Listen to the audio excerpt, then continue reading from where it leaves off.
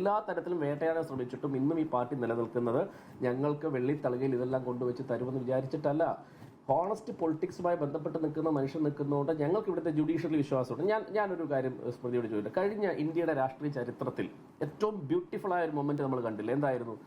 ഈ സ്വർണ്ണകാന്ത് ശർമ്മ എന്ന് പറയുന്ന ജഡ്ജിയുടെ മുമ്പിൽ പോയി RSSനെ തൊലി ഉരിച്ച് കാണിക്കുന്ന ഒരു നേതാവിനെ നമ്മൾ കണ്ടില്ലേ? ലോകത്ത് ഈ ഇന്ത്യയിൽ മുമ്പ് ഉണ്ടായിട്ടുണ്ട് ഒരു മുഖ്യമന്ത്രി അവിടെ പോയി വളരെ സൗമ്യനായി RSSന്റെ ദേശീയ പാർട്ടി RSSന്റെ പരിപാടിയിൽ പങ്കെടുത്ത നിങ്ങളിൽ നിന്ന് എനിക്ക് നീതി ലഭിക്കത്തില്ല, അതുപോലെ തന്നെ നിങ്ങളുടെ മക്കൾ തുഷാർ മേത്തയുമായി ബന്ധപ്പെട്ട ഓഫീസിലെ ഫയലുകൾ, കേന്ദ്ര സർക്കാരിന്റെ ഫയലുകൾ കൈകാര്യം ചെയ്യുന്ന വ്യക്തികളാണ്, നിങ്ങൾക്ക് താല്പര്യമുണ്ട്, നിങ്ങൾ മാറണം എന്ന് പറഞ്ഞ് വാദിച്ചിട്ട് ആ വിധിന്യായത്തിൽ എന്താ പറഞ്ഞിരിക്കുന്നത്? തള്ളിക്കളഞ്ഞില്ലേ? ലോകത്ത് എവിടെയെങ്കിലും ഇന്ത്യൻ ജുഡീഷ്യറി ചരിത്രത്തിൽ നമ്മൾ ഇത്തരം ട്രാൻസ്ഫർ പെറ്റീഷനുകളും റിക്യൂസൽ പെറ്റീഷനുകളും കൊടുക്കുന്ന സമയത്ത് ജഡ്ജിമാരും സ്വമേധം മാറിപ്പോകും. നമുക്കറിയാം, രഞ്ജൻ ഗൊഗോയ്ക്കെതിരെ ഒരു ലൈംഗിക ആരോപണം വന്ന സമയത്ത് അദ്ദേഹം തന്നെ ഒരു ബെഞ്ച് അദ്ദേഹത്തിന്റെ കേസ് പരിഗണിക്കാൻ നോക്കിയപ്പോൾ ചെറിയ വാർത്തകൾ വന്നപ്പോൾ സ്വയം പിന്മാറി. അപ്പൊ പിന്മാറുന്നില്ല.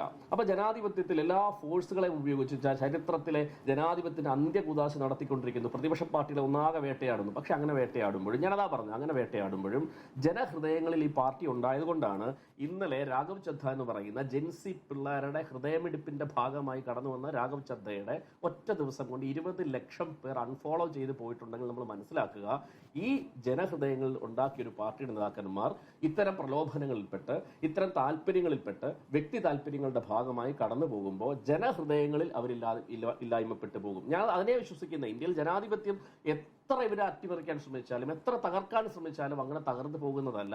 ഇവിടുത്തെ പുതിയ തലമുറയുണ്ട്. ആ തലമുറ ഇതിനെ മനസ്സിലാക്കും.